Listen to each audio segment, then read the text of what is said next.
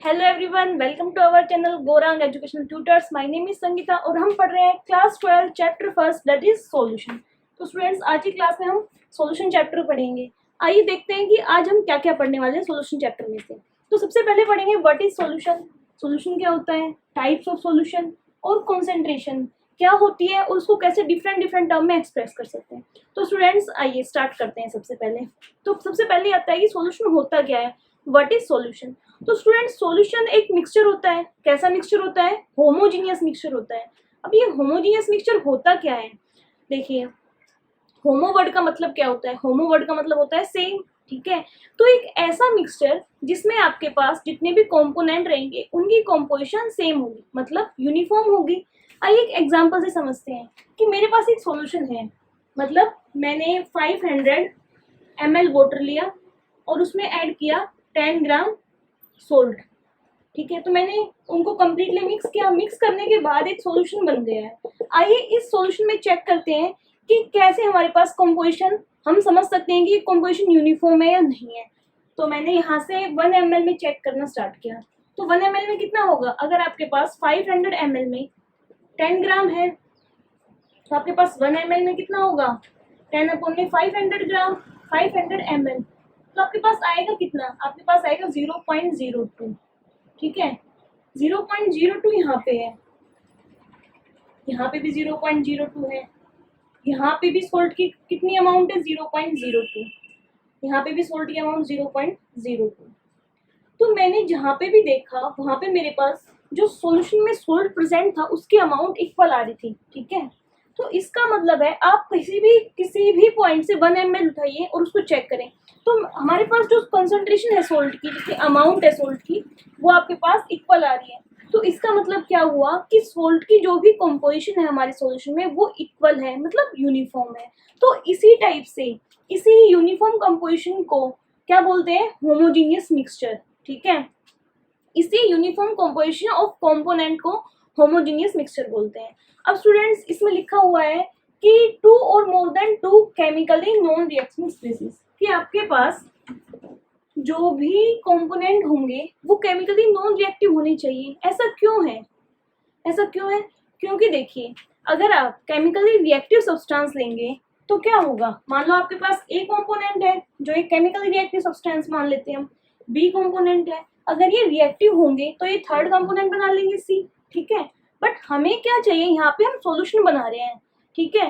तो सॉल्यूशन में क्या होता है कि दोनों कंपोनेंट की प्रॉपर्टीज आए, दोनों कंपोनेंट है उन्हीं का मिक्सचर आए, कोई हमें नया कंपोनेंट नहीं चाहिए, इसलिए केमिकली नॉन रिएक्टिंग स्पीसीज ले रहे हैं हम। थर्ड बात आती है कि whose composition can vary within certain limit, कि जो भी हम कंपोनेंट ले रहे हैं उनकी कंपोजिशन है वो वेरी कर सकती है, मतलब चेंज हो सकती है। देखते हैं कैसे।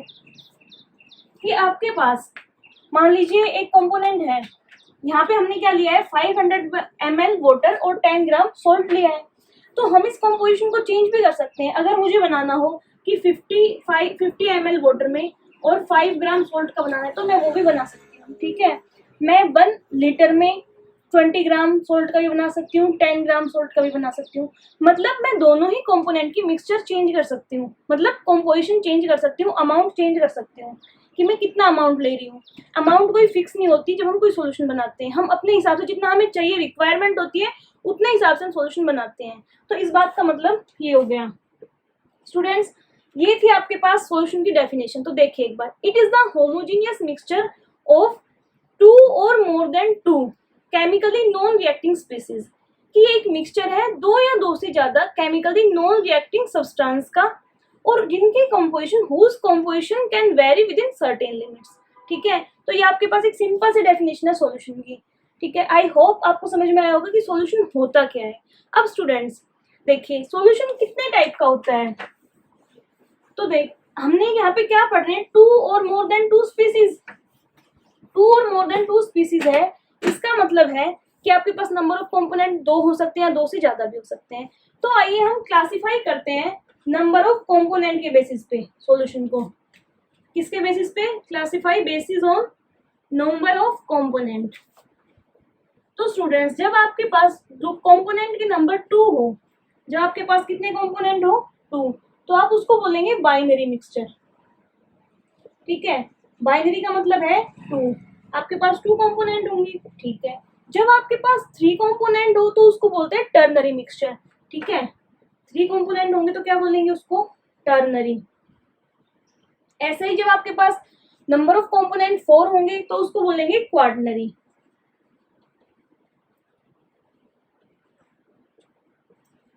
देखिए ये तो हमने बात की थी नंबर ऑफ कंपोनेंट के बेसिस पे कि आपके पास डिफरेंट डिफरेंट टाइप के सॉल्यूशन हो सकते हैं, बट हमारे जो चैप्टर है, सिलेबस है, उसके अकॉर्डिंग हमारे सिलेबस में सिर्फ बाइनरी सॉल्यूशन के बारे में है। तो एक बार बाइनरी सॉल्यूशन देखते हैं। देखिए स्टूडेंट्स, बाइनरी सॉल्यूशन में हमने भी क्या पढ़ा है कि यहाँ पे आपके पास टू नंबर ऑफ कंपोनेंट होते हैं, ओके। तो जो दो नंबर ऑफ कंपोनेंट है, हमने एक कंपोनेंट को नाम दिया है सोल्यूट, ठीक है, और सेकंड कंपोनेंट को हमने नाम दिया है सोलवेंट। तो जो आपके पास सोल्यूट होता है ये किस बेसिस पे नाम दिया गया है, ये नाम दिया गया है उनकी अमाउंट के बेसिस पे कि हम कौन से कंपोनेंट की कितनी अमाउंट ले रहे हैं। तो स्टूडेंट जिसकी अमाउंट हम कम लेते हैं, ठीक है, which is less in amount, उसका नाम दे दिया हमने सोल्यूट, ठीक है। और जो लार्जर था अमाउंट में उसका नाम दे दिया हमने सोलवेंट, ठीक है। मतलब जिसके अमाउंट ज्यादा है वो सोलवेंट, जिसके अमाउंट कम है वो सोल्यूट।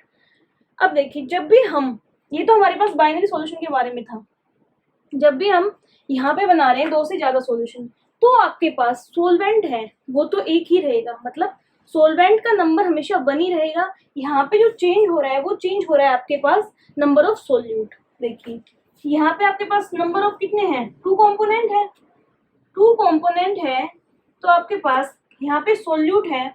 टू कंपोनेंट में क्या होगा, एक ही सोल्यूट होगा और एक ही सोलवेंट होगा, वन सोलवेंट और वन सोल्यूट, तो कुछ फर्क नहीं पड़ा।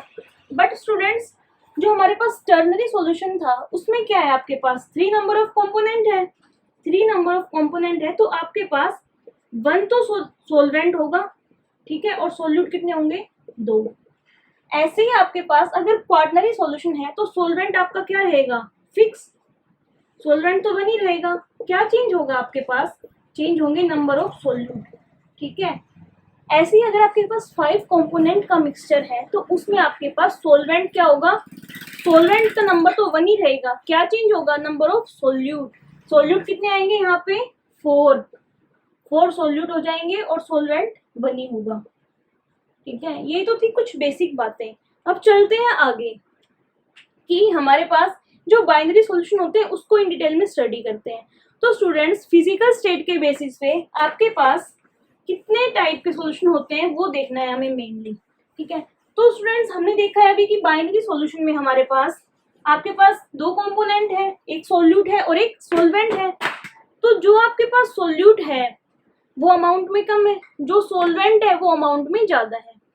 तो जो सोलवेंट है वो अमाउंट में ज्यादा है, ठीक है, सोलवेंट की क्या है आपके पास लार्जर अमाउंट है, सोल्यूट की कम अमाउंट है।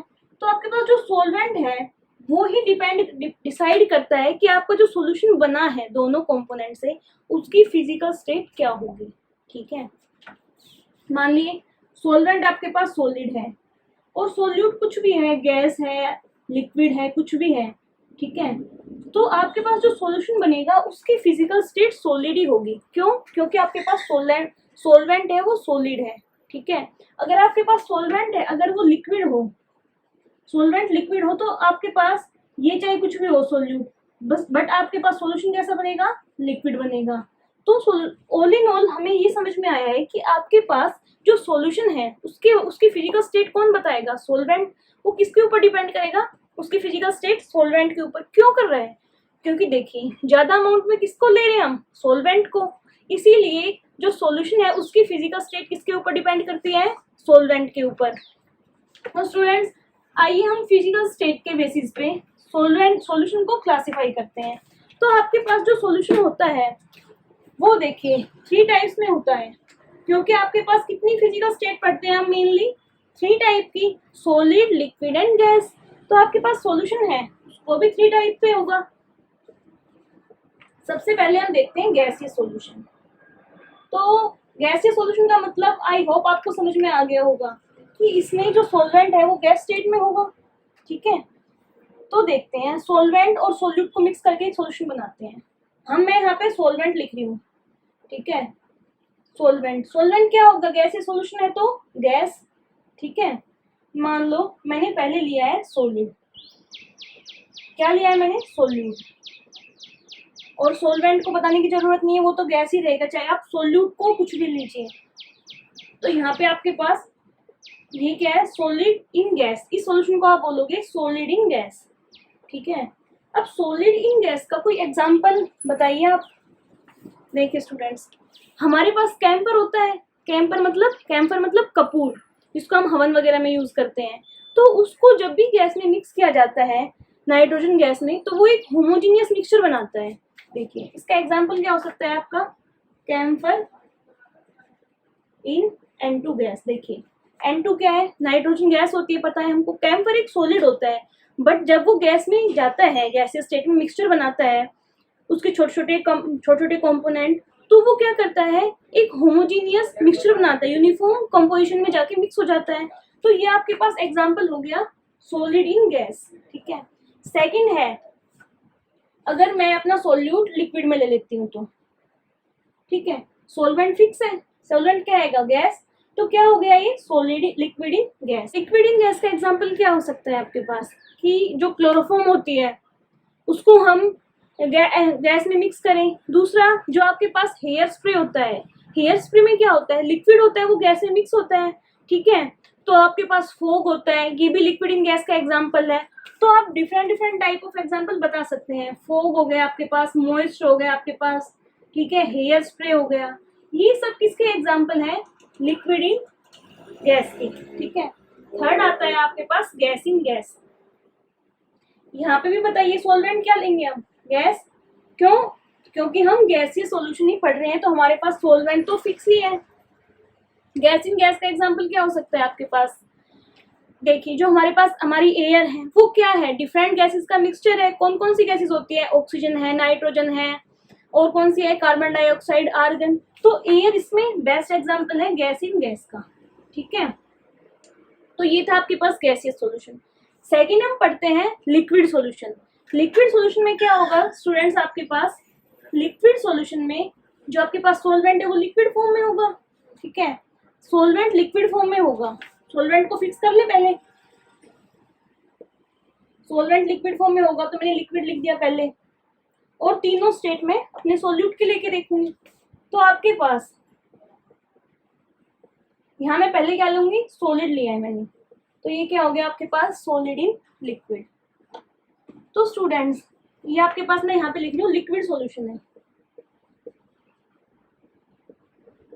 देखिए सॉलिड इन लिक्विड, कि आपके पास सोल्यूट है वो सॉलिड है, सॉल्वेंट है वो लिक्विड है, मतलब लिक्विड इन एक्सेस अमाउंट, ठीक है।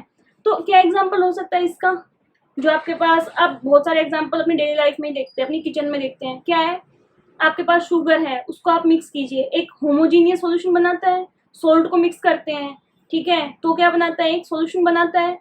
और ग्लूकोज है वो कम्प्लीटली डिजोल्व हो जाता है, तो वो भी क्या बनाता है, एक होमोजीनियस सॉल्यूशन। तो आप लिख सकते हैं सोल्ट इन वाटर, ठीक है। और क्या लिख सकते हैं, sugar in water, glucose in water, ये किसके एग्जाम्पल है, सॉलिड इन लिक्विड के, ओके। फिर मैं ले रही हूँ आपका सॉल्वेंट लिक्विड है ही, और मैं ले रही हूँ यहाँ पे लिक्विड इन लिक्विड। देखिए स्टूडेंट्स, लिक्विड इन लिक्विड मतलब कि आपके पास सोल्यूट भी इस बार लिक्विड है और सोलवेंट भी।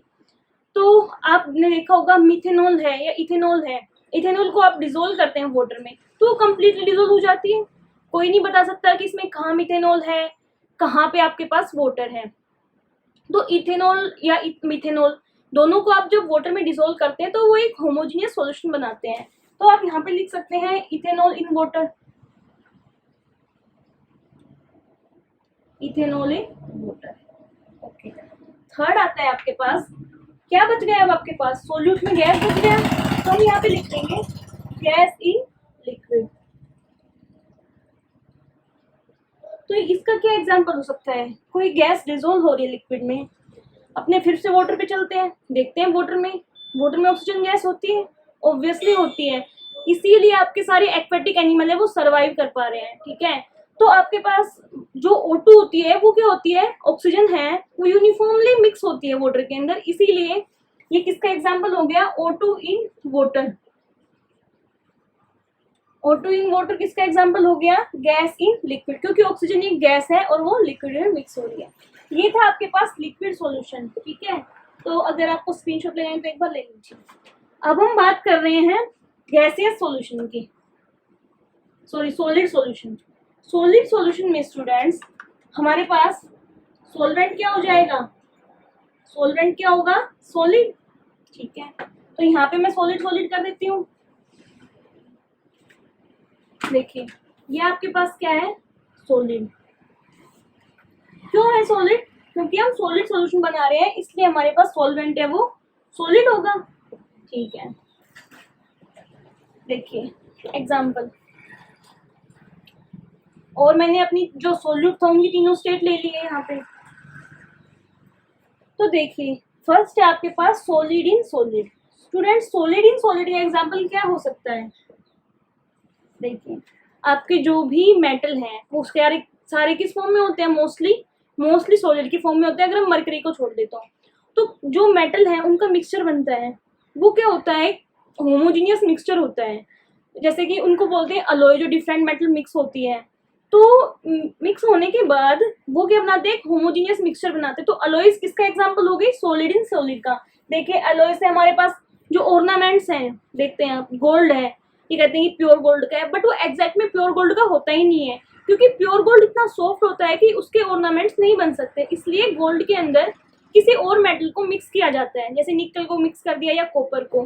तो जो हमारे पास ऑर्नामेंट्स है वो भी सॉलिड इन सॉलिड के एग्जाम्पल हो सकते हैं, ठीक है।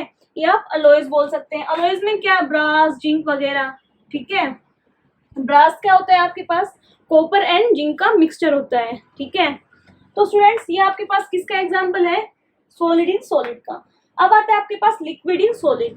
लिक्विड इन सॉलिड का मतलब है कि आपके पास सॉल्यूट है वो लिक्विड फॉर्म में है, उसको आप मिक्स कर रहे हैं सॉलिड के अंदर। देखिए आपके पास जो मरकरी मेटल है वो किस फॉर्म में होती है, मरकरी है, Hg बोलते हैं मरकरी को, वो लिक्विड फॉर्म में होती है, ठीक है। मरकरी लिक्विड फॉर्म में होती है, तो आपके पास सोल्यूट लिक्विड फॉर्म में है। मरकरी को हम जब किसी भी मेटल में डिसोल्व करते हैं तो मरकरी एक होमोजेनियस सॉल्यूशन बनाती है, ठीक है। तो मरकरी इन सोडियम किसका एग्जांपल हो गया, लिक्विड इन सॉलिड का। मरकरी किसी भी मेटल के साथ जो अपना सॉल्यूशन बनाती है तो उसको बोलते हैं अमलगम, ठीक है, अमलगम ऑफ मरकरी। तो स्टूडेंट्स मरकरी एक ऐसी मेटल है जो लिक्विड फॉर्म में एग्जिस्ट करती है, ठीक है। तो मरकरी और सोडियम है वो सॉलिड फॉर्म में होता है, तो ये किसका एग्जांपल हो गया, लिक्विड इन सॉलिड का, ठीक है। अब देखिए gas in solid. Gas in solid का एग्जांपल क्या हो सकता है, हमारी जो H2 गैस है वो एक मेटल होती है, पैलेडियम मेटल।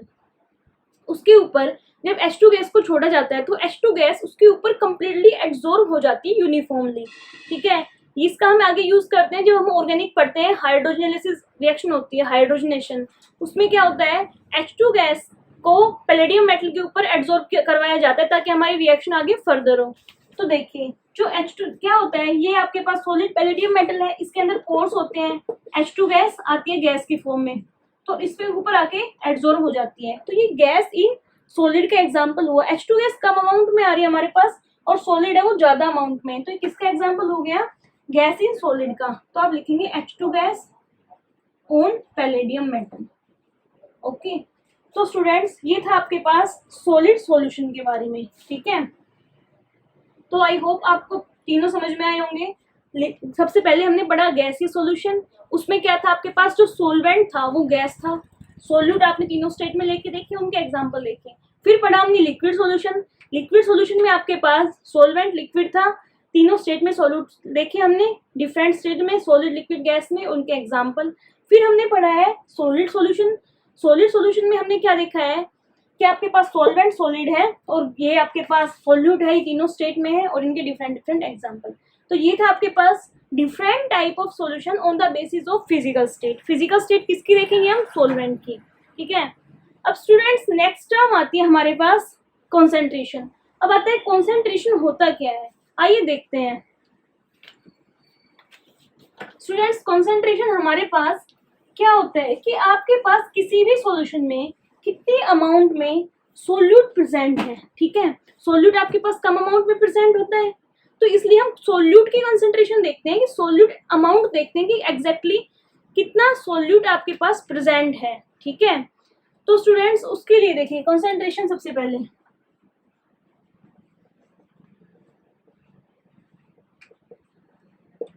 क्या होता है, amount of solute present in a solution. ठीक है, ये क्या बताता है कि एग्जैक्ट में कितनी अमाउंट सोल्यूट की, ठीक है, सोल्यूट के अमाउंट देख रहे हैं, amount of solute present in solution. ठीक है, कोई बात नहीं, आइए देखते हैं। तो सॉल्यूशन जो स्टूडेंट्स जो कंसंट्रेशन टर्म है ना आपके पास, इसको हम दो तरीके से देखते हैं, क्वांटिटेटिवली एंड क्वालिटेटिवली। क्वांटिटेटिव मतलब क्या होता है कि हम उसकी क्वांटिटी देख रहे हैं, अमाउंट देख रहे हैं। क्वालिटेटिव मतलब उसका नेचर देख रहे हैं। तो आइए देखते हैं, क्वालिटेटिव देखते हैं पहले। देखिए स्टूडेंट्स, क्वालिटेटिव जब हम पढ़ते हैं कॉन्सेंट्रेशन को, तो उसमें बोलते हैं कि भाई ये आपके पास डाइल्यूट सॉल्यूशन है, ये आपके पास कॉन्सेंट्रेटेड सॉल्यूशन है। मतलब क्या होता है इन वर्ड का, देखिए डाइल्यूट और ये है आपके पास कॉन्सेंट्रेटेड। देखिए डाइल्यूट का मतलब होता है कि आपके पास जो सोल्यूट है ना उसके अमाउंट बहुत कम है, और सोलवेंट के अमाउंट ऑब्वियसली जब सोल्यूट की बहुत ज्यादा कम है तो सोलवेंट की बहुत ज्यादा है। ठीक है, तो यहाँ पे आपके पास मैं सोल्यूट के बारे में लिख रही हूँ, सोल्यूट के अमाउंट है वेरी लेस। ठीक है, और इसमें कॉन्सेंट्रेटेड का मतलब है कि आपके पास जो सोल्यूट है उसकी अमाउंट क्या है, बहुत ज्यादा है, तो सोल्यूट के अमाउंट मोर। हालांकि सॉल्वेंट से तो कमी होगी बट फिर भी यहाँ के कंपैरिजन में ज्यादा है। ठीक है, अब स्टूडेंट्स आप इनको याद कैसे रखेंगे, क्योंकि बहुत कंफ्यूजन हो जाता है बहुत बार कि कौन सा डाइल्यूट है, कब कॉन्सेंट्रेटेड बोलना है। तो देखिए हम यहाँ पे पढ़ रहे हैं कॉन्सेंट्रेशन, कॉन्सेंट्रेशन में हम क्या देख रहे हैं, अमाउंट ऑफ सोल्यूट देख रहे हैं। ठीक है, तो जहाँ पे अमाउंट ऑफ सोल्यूट ज्यादा है उसको हमने कॉन्सेंट्रेटेड ही बोल दिया।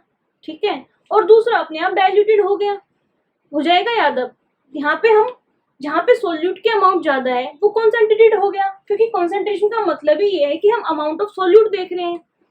ठीक है, ये आपके पास हो गया क्वालिटेटिवली। अब देखते हैं हम क्वांटिटेटिवली।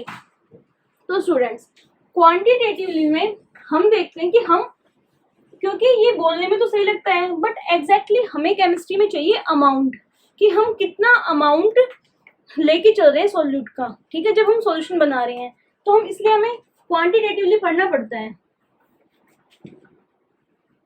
तो क्वांटिटेटिवली स्टडी करने के लिए हमें डिफरेंट डिफरेंट कॉन्सेंट्रेशन टर्म देखनी पड़ती है। ठीक है, कि और वो क्या बताती है, अमाउंट ऑफ सोल्यूट बताती है। तो आइए स्टार्ट करते हैं स्टूडेंट्स। जो हमारे पास फर्स्ट कॉन्सेंट्रेशन टर्म है वो आती है मास परसेंटेज। मास परसेंटेज क्या होता है आपके पास, देखिए परसेंटेज वर्ड आता है एक। परसेंटेज से आप क्या समझते हैं, हमने अपने मार्क्स की परसेंटेज निकाली थी 10th में 12th में जब भी, तो उसमें हमने क्या किया था, जितने मार्क्स हमारे आए थे, ठीक है, जितने मार्क्स हमें ऑब्टेन हुए थे, मार्क्स ऑब्टेन हमने ऊपर लिखते थे, टोटल मार्क्स थे वो क्या नीचे लिखते थे, इनटू में 100 करते थे ना ऐसे ही। तो हम इनटू में 100 क्यों करते थे, क्योंकि वहां परसेंटेज हम 100 में से देखते हैं। ठीक है, तो ऐसे ही यहाँ पे हम निकाल रहे हैं मास परसेंटेज। ठीक है, कंसंट्रेशन टर्म है वो कौन सी आपके पास, मास परसेंटेज। तो परसेंटेज का मतलब क्या होता है, परसेंटेज हम निकालते आ रहे हैं बचपन से अपने मार्क्स की ना। तो परसेंटेज होता क्या है, जितने मार्क्स आए हैं वो ऊपर रखते हैं, टोटल मार्क्स नीचे रखते हैं, इनटू में 100। ऐसे ही यहाँ पे परसेंटेज निकाल रहे हैं, जिस भी चीज के निकाल रहे हैं उसको ऊपर रखेंगे, मीन्स न्यूमिनेटर में।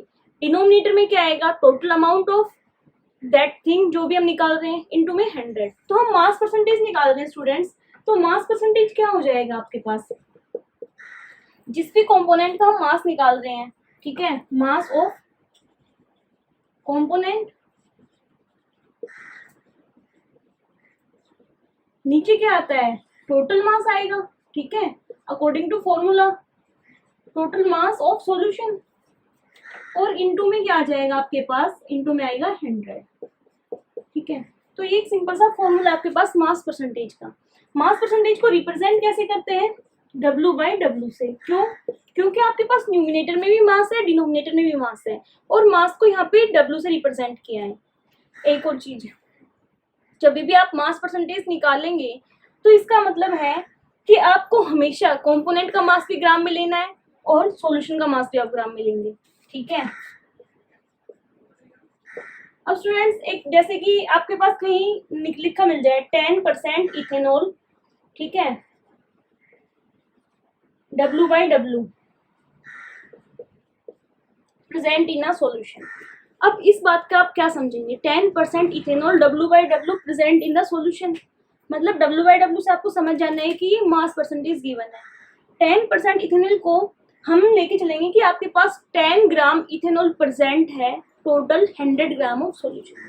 ठीक है, तो आप इसको कैसे लिखेंगे कि आपके पास 10 ग्राम इथेनॉल प्रेजेंट है, ठीक है, 100 ग्राम ऑफ सॉल्यूशन में। सॉल्यूशन की अमाउंट कितनी हो जाएगी? 100 ग्राम। ठीक है, और स्टूडेंट्स अब हमारे पास क्या बच गया? देखिए, इथेनॉल है वो 10 ग्राम है, सॉल्यूशन है वो 100 ग्राम है। अब आपके पास बच गया सोलवेंट। ठीक है, सोलवेंट क्यों बचा? आपने कैसे मान लिया मैम कि ये सोल्यूट है?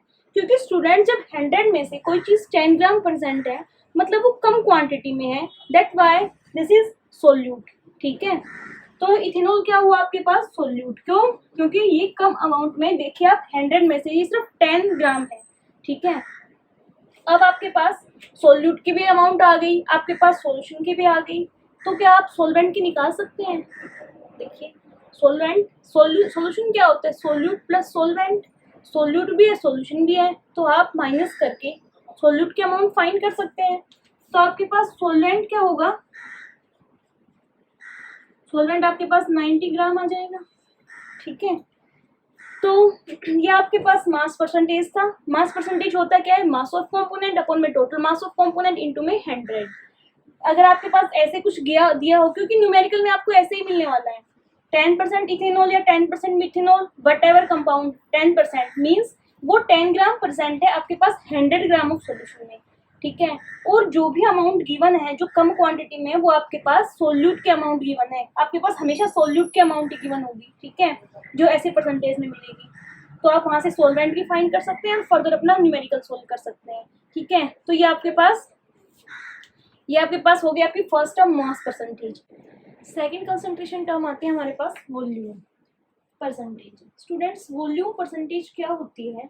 जैसे हमने अभी मास परसेंटेज पढ़ा है, सेम ऐसे ही वॉल्यूम परसेंटेज पढ़ेंगे, बस यहाँ पे आपके पास मास के प्लेस पे क्या आ जाएगा? वॉल्यूम आ जाएगा।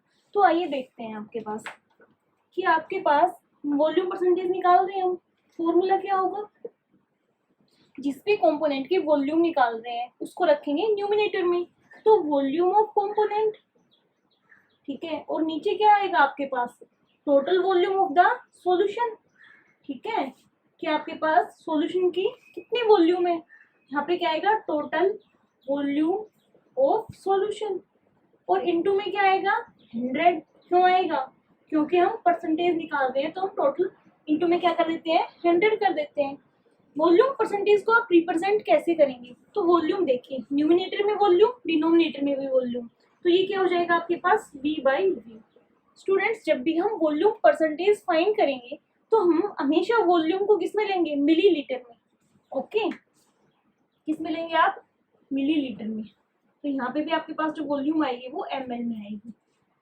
ये आपके पास वॉल्यूम परसेंटेज। अब कहीं आपके पास ये लिखा आ जाए कि आपके पास 10% मिथेनॉल सॉल्यूशन है, ठीक है, methanol volume by volume, V/V present है किसी सॉल्यूशन में, 10% मिथेनॉल V/V, मतलब कि आपके पास 10 ml,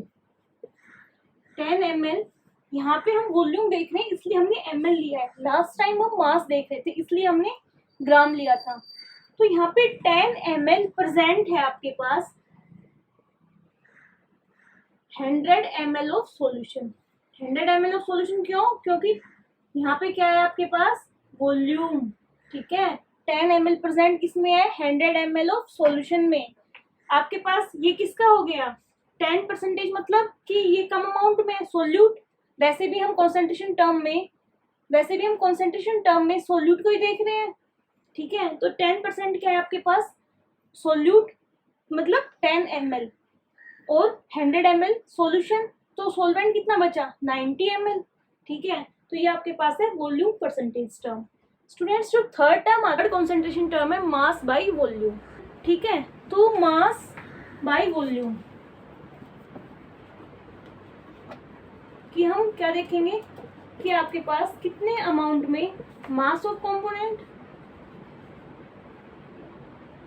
mass by volume percentage. Students इसको डिनोट कैसे करेंगे, पहले क्या है मास, तो इसको आएगा W, डिनोमिनेटर में क्या आएगा वॉल्यूम। देखिए formula mass by volume percentage का फॉर्मूला क्या होता है, मास ऑफ कंपोनेंट, और नीचे क्या आएगा आपके पास डिनोमिनेटर में वॉल्यूम ऑफ सॉल्यूशन। ठीक है, और इनटू में 100। स्टूडेंट्स देखिए इसको हम रिप्रेजेंट W/V से कर रहे हैं क्योंकि ऊपर ले रहे हैं हम मास मींस W, नीचे ले रहे हैं हम वॉल्यूम। अब देखिए इसको रिप्रेजेंट कैसे करेंगे W/V से। तो ये आपके पास मास बाई वॉल्यूम था, mass by volume percentage. Next हमारे पास टर्म आती है पार्ट्स पर मिलियन। ठीक है, 4 जो कंसंट्रेशन टर्म है वो आती है आपके पास पार्ट्स पर मिलियन। पार्ट्स पर मिलियन पहली बात है कि इस कंसंट्रेशन टर्म को हम कहाँ पे यूज करते हैं। देखिए पार्ट्स पर मिलियन को हम वहाँ यूज करते हैं जहाँ आपके पास सोल्यूट बहुत ही कम अमाउंट में प्रेजेंट हो। देखिए जितनी भी कंसंट्रेशन टर्म है हम उसमें क्या देख रहे हैं, उसमें हम देख रहे हैं अमाउंट ऑफ सोल्यूट। ठीक है, और पीपीएम में हम वहाँ यूज करते हैं पीपीएम का जहाँ आपके पास सोल्यूट बहुत कम क्वांटिटी में प्रेजेंट हो। ठीक है, जैसे कि हमारे एटमॉस्फेयर में पोल्यूटेंट्स प्रेजेंट है। ठीक है, कार्बन मोनोऑक्साइड, सल्फर डाइऑक्साइड वगैरह वगैरह। तो जितने भी पोल्यूटेंट्स हैं ये ट्रेस क्वांटिटी में हैं। इनको मेजर करने के लिए हम कौन सी कॉन्सेंट्रेशन टर्म का यूज करते हैं, पीपीएम। ठीक है स्टूडेंट्स, और कहाँ पे यूज कर सकते हैं, जैसे हम आपके पास वाटर में ऑक्सीजन प्रेजेंट है क्योंकि वो भी बहुत कम क्वांटिटी में होती है, इसलिए हम वहाँ पे भी पीपीएम का यूज करते हैं। ठीक है, तो हम कहाँ यूज करेंगे, when amount of solute present in trace quantities. ठीक है, तो आइए इसका फॉर्मूला देखते हैं। देखिए स्टूडेंट्स पार्ट्स पर मिलियन, पार्ट्स पर मिलियन को आप कैसे रिप्रेजेंट करेंगे।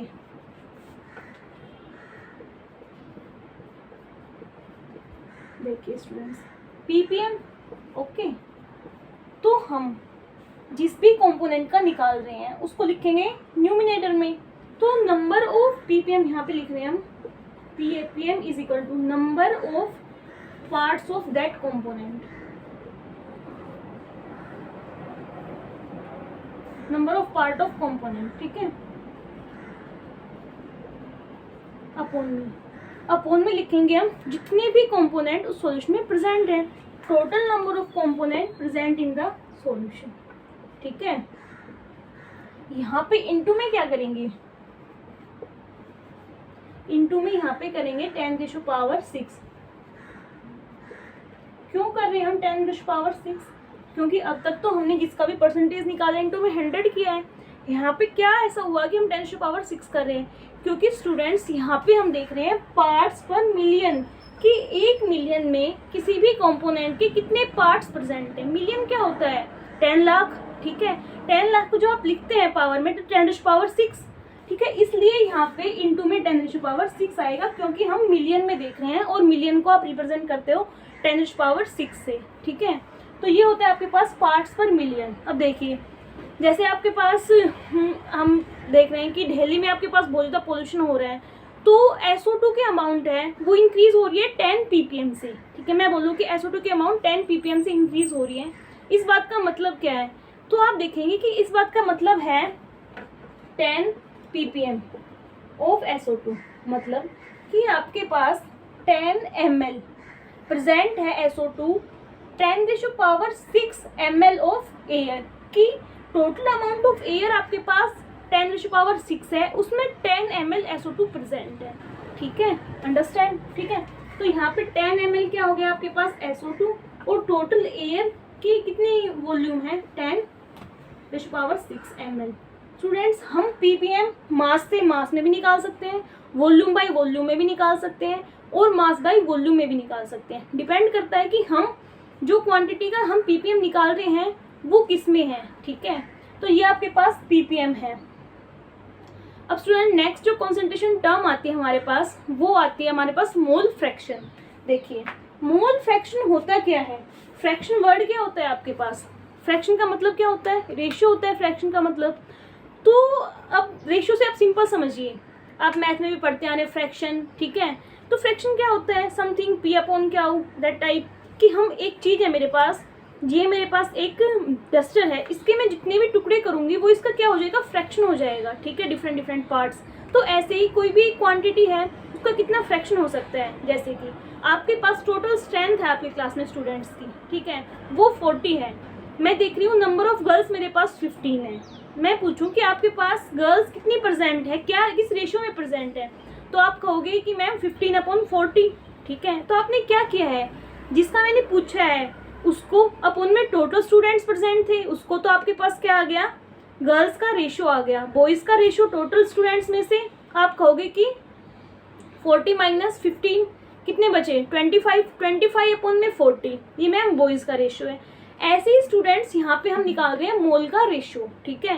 It is the ratio of the mole to the total number of mole present in the solution, ठीक है। तो जिस भी हम कंपोनेंट का निकाल लेंगे वो रखेंगे न्यूमिनेटर में, टोटल नंबर ऑफ मोल्स रखेंगे डिनोमिनेटर में, वो आपके पास मोल फ्रैक्शन आ जाएगा, ठीक है। तो आइए देखते हैं मोल फ्रैक्शन का। देखिए mole fraction, it is a simple ratio of the number of component to the total number of component present in the solution, ठीक है। देखिए हम जो मोल फ्रैक्शन निकाल रहे हैं वो निकाल रहे हैं नंबर ऑफ मोल्स का। तो मैं एक सिंपल सा आपको एग्जांपल से समझेंगे कि हमारे पास दो नंबर है, दो डिफरेंट कंपोनेंट से मिलकर हमने एक सॉल्यूशन बनाया है। मेरे पास एक कंपोनेंट ए है और एक कंपोनेंट बी है, ठीक है। ए के नंबर ऑफ मोल्स है वो आपके पास Na है और बी के हैं वो Nb है, ठीक है। आपने कहा कि मैम हमें मोल फ्रैक्शन चाहिए ए का। मोल फ्रैक्शन को सबसे पहले रिप्रेजेंट किससे करते हैं आप, काई से रिप्रेजेंट करते हैं, ठीक है। मुझे निकालना है मोल फ्रैक्शन ए का, मैं कहूँगी ठीक है, तो मैं निकाल रही हूँ यहाँ पे काई ए, ठीक है। तो जब मुझे ए का मोल फ्रैक्शन निकालना है तो ऊपर न्यूमिनेटर में रखूँगी नंबर ऑफ मोल्स ऑफ ए, तो Na, नीचे क्या आएगा, टोटल नंबर ऑफ मोल्स, तो Na/Nb, ये आपके पास किसका हो गया, मोल फ्रैक्शन ए का। ऐसे ही मैं बी का बोल लूँ तो आप कैसे करोगे, आप बोल दोगे मैम Nb/Na प्लस में Nb, ये आपके पास मोल फ्रैक्शन हो गया बी का, ठीक है। और अगर मैं बोलूँ कि आपके पास नहीं, दो कंपोनेंट नहीं है, बहुत सारे कंपोनेंट हैं, ठीक है, तो आप कैसे निकालेंगे मोल फ्रैक्शन।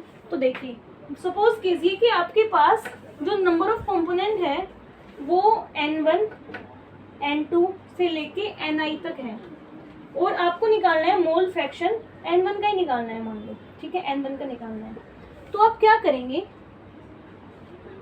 आप N1 को ऊपर रखेंगे, ठीक है, और नीचे क्या आएगा आपके पास, नीचे आएगा आपके पास टोटल नंबर ऑफ कंपोनेंट, तो आप लिखेंगे N1 N2 N3 tense to Ni, ठीक है। अब जब हम आपके पास बहुत सारी टर्म होती है आपके पास मैथ में, तो आप क्या करते हैं, उसको समेशन की टर्म में लिखते हैं। तो इसको आप ऐसे लिख सकते हैं N1 में समेशन ऑफ Ni टर्म, ठीक है। तो ये आपके पास आगे जो आपके पास बहुत सारे नंबर ऑफ कंपोनेंट हो, तो ये आपके पास मोल फ्रैक्शन के बारे में था। स्टूडेंट्स कोई भी चीज़ है उसका फ्रैक्शन है और टोटल जो फ्रैक्शन है ना उसका सम 1 होता है हमेशा, ठीक है, क्योंकि फ्रैक्शन का मतलब हमने एक चीज़ के टुकड़े किए हैं, अब हमने सारे टुकड़ों को जोड़ दिया तो वो एक चीज़ बन गई, ठीक है। तो हमेशा माइंड में रखो कि आपके पास जितने भी नंबर ऑफ कंपोनेंट होते हैं उनके यहाँ पे पास दो कंपोनेंट थे Na plus B, sorry, mole fraction का सम कितना होगा, 1 होगा। मोल फ्रैक्शन ऑफ ए, यहाँ पे दो कंपोनेंट थे तो उनका जो मोल फ्रैक्शन है उनका सम क्या होगा, 1। यहाँ आपके पास n नंबर ऑफ कंपोनेंट थे तो यहाँ पे सबका सम करेंगे, XA XB tends to XI क्या होगा, 1। तो फ्रैक्शन का मतलब यही होता है कि एक कंपोनेंट था, एक चीज़ थी, आपने उसके टुकड़े कर दिए बहुत सारे, उन सारे टुकड़ों का जब सम करोगे तो वो एक चीज़ आएगी। तो ऐसे जब सारे फ्रैक्शन का सम करते हैं तो हमारे पास 1 आता है। तो आपके पास ये चीज़ याद होनी चाहिए, न्यूमेरिकल में बहुत यूज़ होगा। क्योंकि अगर आपने मान लो ये है आपके पास, आपने ए का निकाल लिया, बी का क्या करोगे, 1 में से सब्ट्रैक्ट कर दोगे। ठीक है, तो आई होप आपको मोल फ्रैक्शन क्लियर हुआ होगा। ठीक है, अब देखते हैं नेक्स्ट कॉन्सेंट्रेशन टर्म जो आती है हमारे पास, मोलैलिटी। स्टूडेंट्स, मोलैलिटी होती क्या है? मोलैलिटी से पहले हम एक बार मोलैलिटी देखते हैं। दोनों टर्म बोलने में एक जैसी है बट बोथ आर डिफरेंट। देखिए मोलैलिटी, स्टूडेंट्स मोलैलिटी होती क्या है? आपके पास मोलैलिटी बताती है कि कितने नंबर ऑफ मोल्स प्रेजेंट हैं, किसके, सोल्यूट के। ऑब्वियसली हम क्या पढ़ रहे हैं, amount of solute present in solution, हम सारी बात सोल्यूट की करेंगे। तो स्टूडेंट्स यहाँ पे क्या है आपके पास कि कितने नंबर ऑफ मोल्स सोल्यूट के प्रेजेंट है 1 लीटर सॉल्यूशन में। ठीक है, देखें डेफिनेशन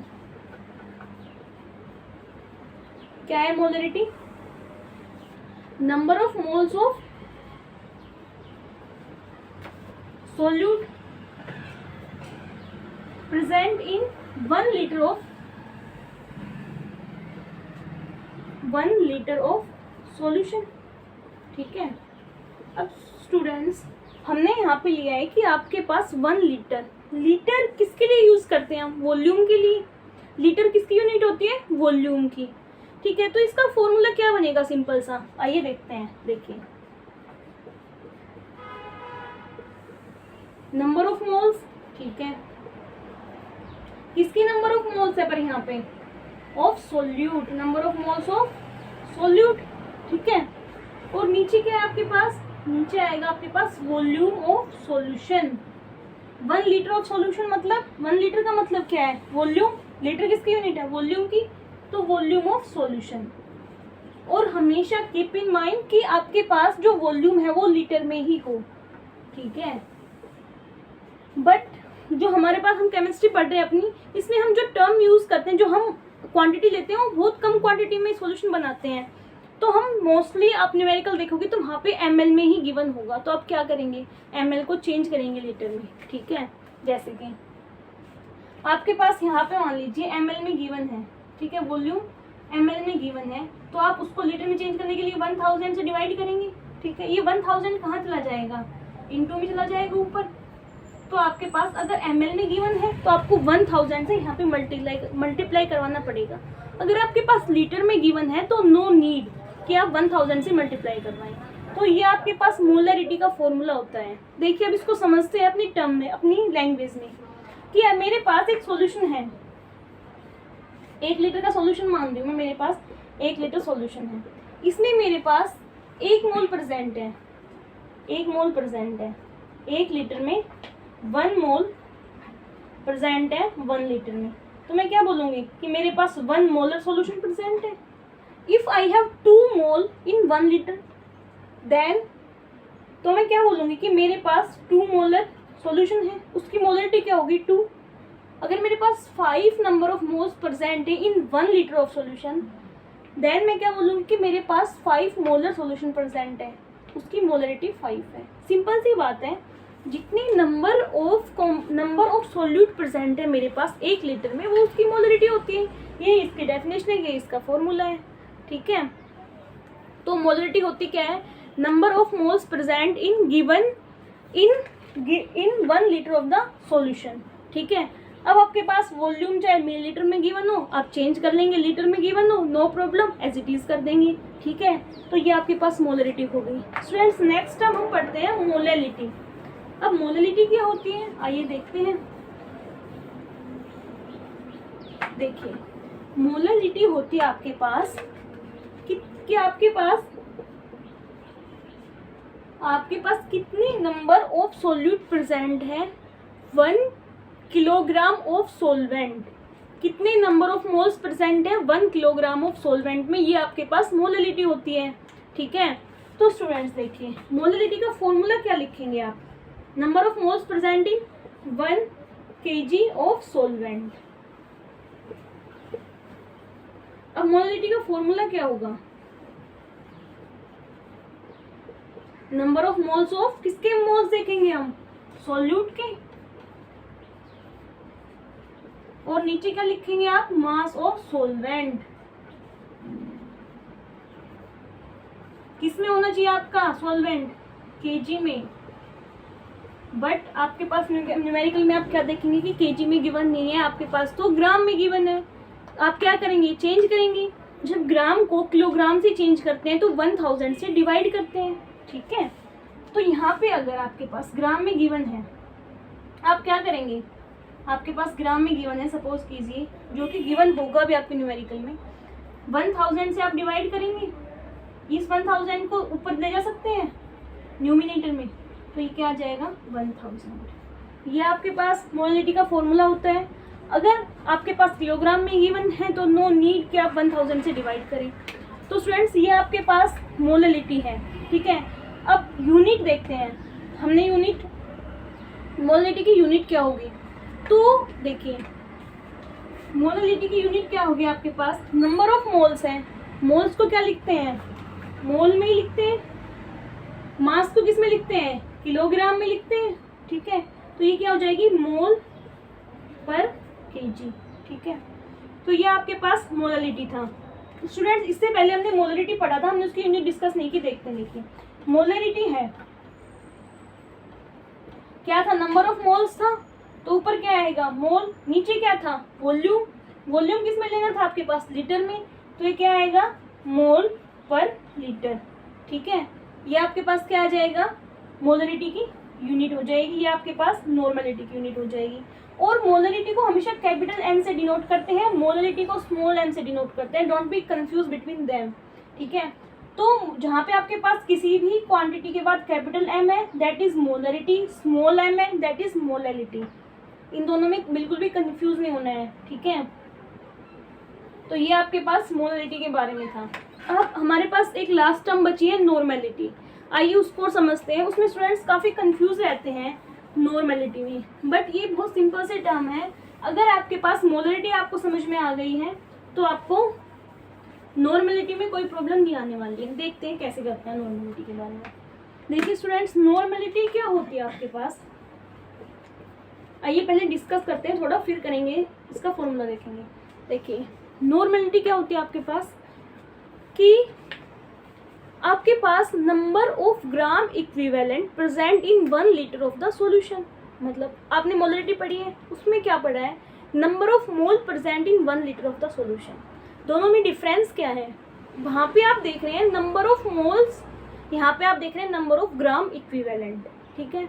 अब तक पहले इसी को करते हैं, फिर देखते हैं नंबर ऑफ ग्राम इक्विवेलेंट आप कैसे फाइंड करेंगे।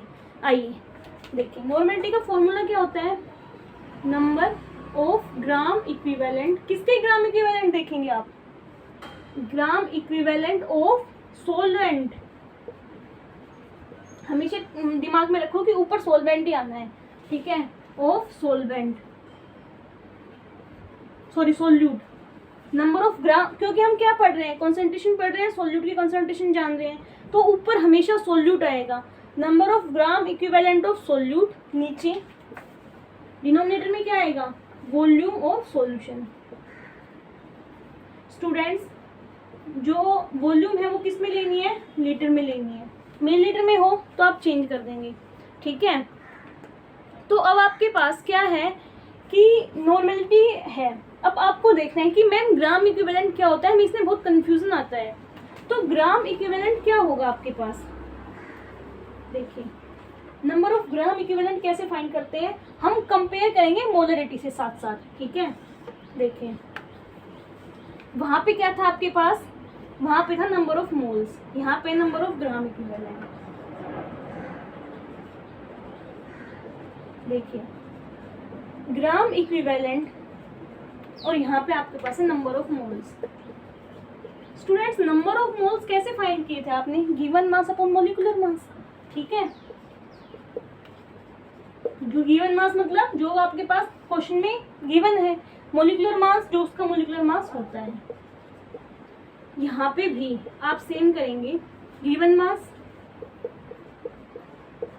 बट यहाँ पे क्या आ जाएगा आपके पास इक्विवेलेंट मास, ठीक है, इक्विवेलेंट मास, ठीक है। अब मैम मॉलिक्यूलर मास तो हमें गिवन होता है क्वेश्चन में, नहीं भी होता तो हम फाइंड कर लेते, बट ये इक्विवेलेंट मास कैसे फाइंड करेंगे, तो आइए देखते हैं। Equivalent mass student equivalent mass क्या होता है आपके पास? जो मोलिकुलर मास होता है किसी भी कंपोनेंट का, किसी भी सब्सटेंस का, डिवाइड बाय उसकी वैलेंसी। अब वैलेंसी क्या होती है? देखिए, कोई एसिड है, ठीक है, उसकी वैलेंसी क्या होगी? वो कितने H+ आयन दे रहा है, अपने कितने H+ आयन डोनेट कर रहा है, लूज कर रहा है, ठीक है। कोई बेस है, वो कितने OH- अपने लूज कर सकता है। कोई मेटल है, वो अपने कितने इलेक्ट्रॉन दे रही है, या फिर कितना उसके ऊपर चार्ज है, ठीक है। सिंपल सी बात है, अगर मेरे पास H2SO4 है, H2SO4 है तो 2 H+ आयन देता है ये अपने, तो इसकी क्या आ जाएगी? 2। आपके पास NaOH है, NaOH कितना OH देता है? 1। इसकी कितनी आ जाएगी? 1 आ जाएगी। आपके पास मैग्नीशियम ये है, मैग्नीशियम डाइहाइड्रोक्साइड है, MgOH2, ये अपने कितने OH आयन दे सकता है? 2। तो इसकी वैलेंसी कितनी आ जाएगी? 2, ठीक है। ऐसे ही देखेंगे हम और न्यूमेरिक, जैसे आपके पास ऑक्सैलिक एसिड है, ठीक है, COOH और COOH, जो आपके पास एक्वस ऑक्सैलिक एसिड होता है, उसका फॉर्मूला ये होता है, इसके पास 2 H है डोनेट करने के लिए, तो इसकी वैलेंसी कितनी हो जाएगी? 2। तो ऐसे ही बस आपको इनकी वैलेंसी के बारे में पता होना चाहिए। आपके पास क्वेश्चन में कुछ भी नहीं है, अगर आपको मोलरिटी आती है तो। देखिए, आपके पास वैलेंसी 2 है, आप यहाँ पे वैलेंसी रखेंगे, इक्विवेलेंट मास आएगा। यहाँ पे इक्विवेलेंट मास रखेंगे, नंबर ऑफ ग्राम इक्विवेलेंट आएगा, फॉर्मूला में पुट करेंगे, नॉर्मलिटी आ जाएगी, ठीक है। तो स्टूडेंट्स, ये था आपके पास नॉर्मलिटी के बारे में। अब मोलरिटी और नॉर्मलिटी में भी एक रिलेशन होता है, ठीक है। अगर आपने किसी क्वेश्चन में दोनों चीज़ पूछी है, मोलरिटी भी देन नॉर्मलिटी, तो अगर आपने मोलरिटी निकाल ली तो आप इजीली नॉर्मलिटी को फाइंड कर सकते हैं, ठीक है। देखते हैं कैसे कर सकते हैं। अगर आपको स्क्रीनशॉट लेना है तो एक बार ले लीजिए।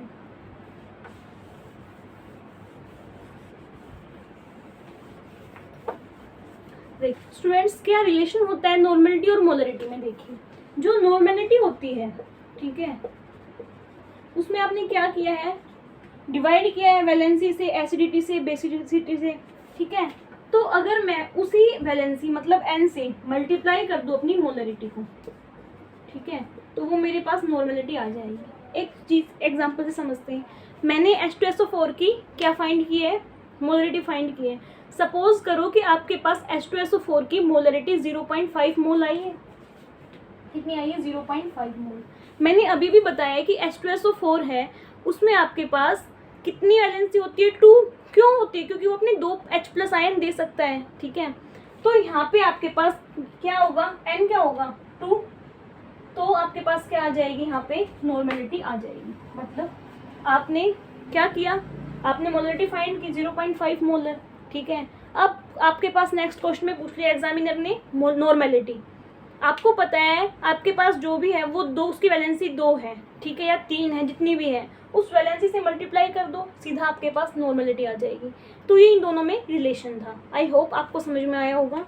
तो स्टूडेंट्स, ये आपके पास जितनी भी कॉन्सेंट्रेशन टर्म है 7, वो आपके पास हो गई है। तो एक देखिए स्टूडेंट्स, जो भी हमने कॉन्सेंट्रेशन टर्म पढ़ी है उसमें हमने 7 कॉन्सेंट्रेशन टर्म पढ़ी है, मास परसेंटेज से लेके नॉर्मलिटी तक। तो कुछ इनकी मेरिट्स होती हैं, कुछ डीमेरिट्स होती हैं। जैसे कि हमारे पास कॉन्सेंट्रेशन टर्म आती है मोलरिटी, नॉर्मलिटी, मोलरिटी, ये सब। तो इसमें क्या है, जो आपके पास मोलरिटी और नॉर्मलिटी है, ये टेम्परेचर पर डिपेंड करती है। क्यों करती है डिपेंड? देखिए, आपके पास मोलरिटी है एंड नॉर्मलिटी, दोनों का ही फॉर्मूला है। उसमें क्या आता है? आपके पास वॉल्यूम आती है। आप क्या लिखते हैं ऊपर? Number of moles. नीचे क्या लिखते हैं आप? वॉल्यूम ऑफ सॉल्यूशन, ठीक है। तो वॉल्यूम ऑफ सॉल्यूशन यहाँ पे। तो स्टूडेंट्स, जो वॉल्यूम होती है वो टेम्परेचर पर डिपेंड करती है। क्यों करती है? क्योंकि आपने पढ़ा है कि आपके पास जैसे ही टेम्परेचर इंक्रीज होता है, पार्टिकल है जो भी, वो क्या करते हैं? वाइब्रेट करना स्टार्ट कर देते हैं, दूर दूर हो जाते हैं, तो वॉल्यूम इंक्रीज हो जाती है। तो टेम्परेचर के साथ वॉल्यूम इंक्रीज करती है, मतलब कि आपके पास वॉल्यूम है वो टेम्परेचर पर डिपेंड करती है। तो आपके पास नॉर्मलिटी और मोलरिटी टेम्परेचर पर डिपेंड करेगी, ठीक है। बट जो आपके पास मोलरिटी होती है उसमें क्या आता है आपके पास? नंबर ऑफ मोल्स, और नीचे क्या आता है आपके पास डिनोमिनेटर में? Mass of solvent. तो स्टूडेंट्स, मास तो डिपेंड नहीं करता ना, मास तो किसी चीज़ का जितना है उतना ही रहेगा, आप टेम्परेचर इंक्रीज कर लो या प्रेशर कुछ भी कर लो, तो मास आपके पास टेम्परेचर पे डिपेंड नहीं करता, ठीक है। तो आपके पास मोलरिटी का टेम्परेचर पे कुछ इफेक्ट नहीं पड़ता, but normality and molarity temperature के साथ चेंज होगी और आपके पास इन्वर्सली रिलेशन है, मतलब कि आपके पास टेम्परेचर इंक्रीज होगा, वॉल्यूम इंक्रीज होगी, ठीक है। जैसे ही आपके पास टेम्परेचर इंक्रीज होगा, वॉल्यूम इंक्रीज होगी, और जो मोलरिटी या नॉर्मलिटी है वो डिक्रीज होती है, ठीक है। तो बट मोलरिटी पे कोई फर्क नहीं पड़ता।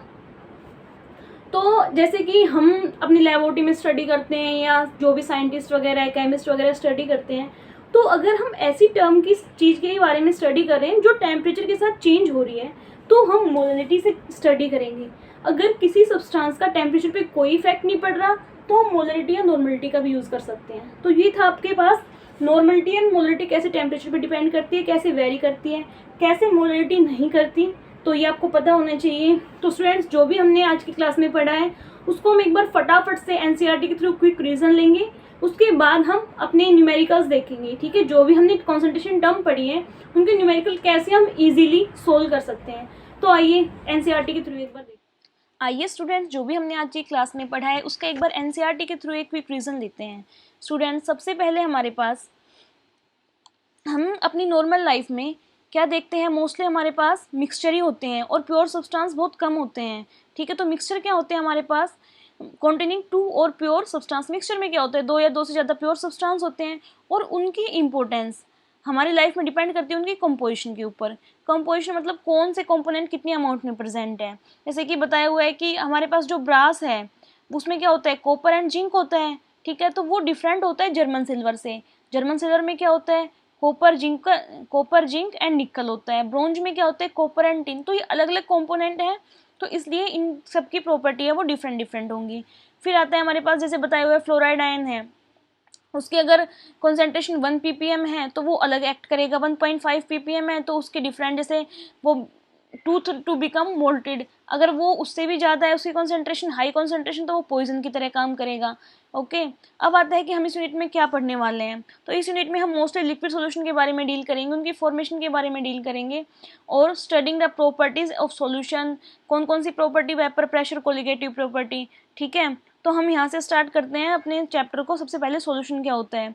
सॉल्यूशन आपका क्या होता है, एक होमोजीनियस मिक्सचर होता है, होमोजेनियस मिक्सचर ऑफ टू और मोर देन टू कंपोनेंट, ठीक है। होमोजेनियस मिक्सचर का मतलब क्या है, जिनकी कंपोजिशन और प्रॉपर्टी यूनिफॉर्म हो थ्रू आउट द मिक्सचर, ठीक है। तो आपके पास जो लार्जेस्ट क्वांटिटी में होता है आपके सॉल्यूशन में वो क्या होगा, सॉल्वेंट होगा, ठीक है। और जो आपके पास सॉल्वेंट के अलावा जो भी होगा अदर देन सॉल्वेंट, वो क्या होगा, वो आपके पास सोल्यूट होगा।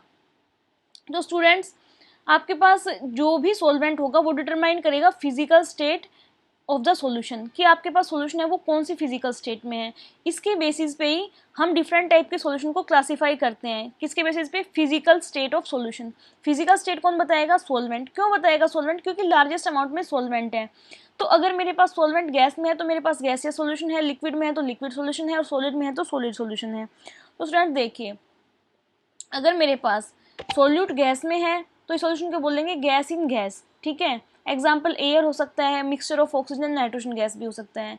लिक्विड इन गैस मतलब सॉल्यूट लिक्विड है और सॉल्वेंट गैस में है, कि ज़्यादा गैस में आप कम अमाउंट में सॉल्यूट को ऐड कर रहे हैं, तो chloroform mix with nitrogen gas, ठीक है। सॉलिड इन गैस में कैम्फर इन नाइट्रोजन गैस हो सकता है, आपके पास आयोडीन वेपर भी इसका एग्जाम्पल हो सकता है। फिर आता है लिक्विड सॉल्यूशन। लिक्विड सॉल्यूशन क्या होता है आपके पास, कि सॉल्यूट लिक्विड है, और मतलब सोल्यूट तो आपके पास कोई भी हो सकता है, but solvent is fix, solvent is liquid, that wise liquid solution. तो इसका एग्जांपल देखिए, जैसे फर्स्ट है आपके पास सोल्यूट, आप लिक्विड लेंगे, सोलवेंट गैस में लेंगे, तो ये हो जाएगा गैस इन लिक्विड। ऐसे example oxygen dissolve in water, liquid in liquid का एग्जांपल इथेनॉल या methanol dissolve in water. Solid in liquid glucose dissolve in water, salt solution, sugar solution, ये आप अपने डे टू डे लाइफ में भी देखते हैं। सॉलिड सॉल्यूशन, आपके पास सॉल्वेंट है वो सॉलिड होगा। अगर आप सोल्यूट गैस लेते हैं तो that is gas in solid solution. Solution of hydrogen in palladium, hydrogen क्या होती है, गैस होती है, पैलेडियम मेटल होती है। Liquid in solid amalgam of mercury with sodium, mercury metal है वो लिक्विड फॉर्म में होती है, सोडियम सॉलिड में होती है।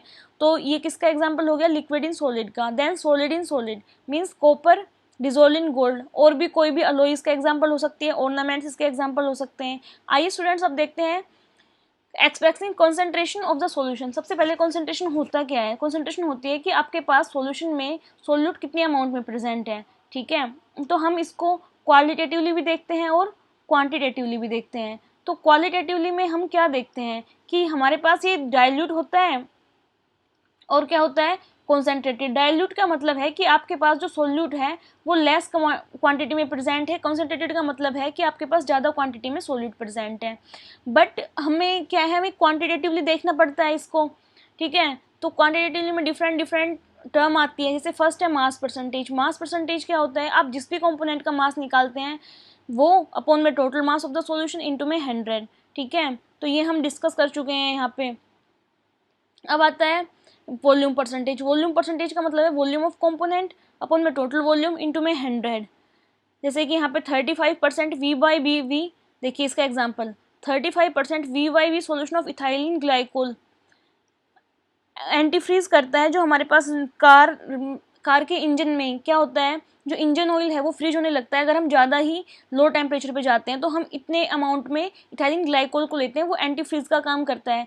उसका मतलब 35% वी बाई वी का मतलब है कि आपके पास 35 ml of ethylene glycol present है 100 ml ऑफ वाटर में, ठीक है। तो इसलिए 35% आपके पास वी बाई वी का मतलब है। मास बाय वॉल्यूम परसेंटेज होता है कि आपके पास कितना, it is a mass of solute dissolve in the 100 ml of the solution. कितना मास सोल्यूट का आपने डिजोल्व किया है 100 ml ऑफ सॉल्यूशन में, ठीक है। इसको यूज़ करते हैं मेडिसिन में, फार्मेसी में ज़्यादा यूज होता है m बाई वी का, W by V. W by V क्यों लिया यहाँ पे, क्योंकि डब्ल्यू मास है और वी वॉल्यूम है। फिर आता है पार्ट्स पर मिलियन। जहाँ पे आपके पास सोल्यूट बहुत ही ट्रेस क्वांटिटी में हो, मतलब बहुत ही कम अमाउंट में हो, वहाँ पे आप पार्ट्स पर मिलियन का यूज़ करते हैं। पार्ट्स पर मिलियन का है कि 1 मिलियन में कितने पार्ट्स प्रेजेंट है जिस भी कंपोनेंट का हम देख रहे हैं। तो number of part of component upon में total number of part of all component into में 10⁻⁶। ये क्यों आई 10⁻⁶? क्योंकि हम यहाँ पे मिलियन की बात करें। एग्जाम्पल देखिए कि आपके पास जो हमारे सी वाटर होता है उसमें 6 इंटू 10⁻1 लीटर में 6 इंटू 10⁻⁻³ ग्राम डिजोल्व होती है ऑक्सीजन, ठीक है। तो इतनी बहुत ही कम क्वांटिटी में, इसलिए हम इसमें पीपीएम में देखते हैं। तो इसका जब हम करेंगे तो ये 5.8 ppm आता है। तो 5.8 ppm का मतलब है कि 5.8 ग्राम प्रेजेंट है आपके पास 10⁻⁶ ग्राम में, ठीक है। कि इतने ग्राम में आपके पास इतने ग्राम ऑक्सीजन हम किस में देख रहे हैं, मतलब 10⁻⁶ मतलब 1 मिलियन में कितने ग्राम है, 5.8 ग्राम, ठीक है। और हम इसके लिए यूनिट यूज़ करते हैं मिलीग्राम पर लीटर, ठीक है, और पीपीएम भी यूज़ करते हैं। अब आता है मोल फ्रैक्शन। मोल फ्रैक्शन क्या होता है, एक फ्रैक्शन होता है, यहाँ पे मोल का देख रहे हैं तो number of mole of component, जिसका भी हमें मोल फ्रैक्शन निकालना है उसके नंबर ऑफ मोल आएंगे हमारे पास न्यूमिनेटर में और टोटल नंबर ऑफ मोल आएंगे डिनोमिनेटर में। If we have two component A and B then their number of moles are n A and n B. Mole fraction is equal to n A upon में n A plus n B. Means n A हमारे पास क्या है, जिस भी हम component का निकाल रहे हैं उसके नंबर ऑफ मोल्स है, नीचे क्या है हमारे पास टोटल नंबर ऑफ मोल्स है। If we have i number of component then formula is x i is equal to n i upon में n one is to n i. Means n one से लेके N आई तक का सबका सम summation N आई, ठीक है। और कोई भी आपके पास कोई भी फ्रैक्शन हो उसका टोटल सम कितना होता है, 1 होता है, ओके। तो आइए अब नेक्स्ट हमारे पास टर्म आती है मोलरिटी। स्टूडेंट्स मोलरिटी क्या होता है, number of moles of solute dissolve in 1 litre of solution, की 1 लीटर में कितने नंबर ऑफ मोल्स हैं, ठीक है। तो फॉर्मूला क्या होगा, मोल्स ऑफ सोल्यूट अपॉन में volume of solution in litre. ध्यान रखना है इसमें यूनिट लीटर ली जाएगी, ठीक है। और जो भी हमने यहाँ पे टर्म देखी है, मास परसेंटेज है, वॉल्यूम परसेंटेज है, मास बाय वॉल्यूम परसेंटेज है, इनमें मास यहाँ पे ग्राम में लिया जाएगा, यहाँ पे वॉल्यूम मिलीलीटर में ली जाएगी, ठीक है। मोलरिटी की यूनिट क्या होती है आपके पास, मोलरिटी की यूनिट है मोल पर लीटर, ठीक है। इसको डिनोट किससे करते हैं, कैपिटल एम से करते हैं, ठीक है। जैसे यहाँ पे 0.25 मोल पर लीटर है, इसका मतलब है आपके पास 0.25 मोल ऑफ NaOH प्रेजेंट है 1 लीटर ऑफ द सॉल्यूशन में, ओके। मोलरिटी होती है number of moles of solute पर किलोग्राम ऑफ सोलवेंट, की 1 किलोग्राम सोलवेंट में कितने नंबर ऑफ सोल्यूट प्रेजेंट है। तो देखिए मोल्स ऑफ सोल्यूट अपॉन में mass of solvent in KG, तो ये कहाँ पे लिया गया है, किलोग्राम में लिया गया है। एग्जाम्पल देखिए कि आपके पास अगर 1 मोलल या फिर 1, इसको स्मॉल m से डिनोट करते हैं, मोलरिटी को कैपिटल M से डिनोट करते थे, 1 मोल पर kg of solution of KCl, मतलब कि आपके पास 1 मोल KCl का प्रेजेंट है 1 किलोग्राम ऑफ वाटर में। ठीक है, तो ये आपके पास कॉन्सेंट्रेशन टर्म थी। ठीक है, नेक्स्ट आएगा हमारे पास सॉल्युबिलिटी टॉपिक, इसको हम नेक्स्ट वीडियो में कवर करेंगे। तो स्टूडेंट्स, ये आपके पास एनसीईआरटी के थ्रू एक क्विक रीजन हो गया है। तो thank you so much for watching. आप बने रहिए मेरे साथ, और प्लीज़ अगर वीडियो अच्छी लगती है तो वीडियो को लाइक करें, चैनल को सब्सक्राइब करें। Thank you so much. Hare Krishna.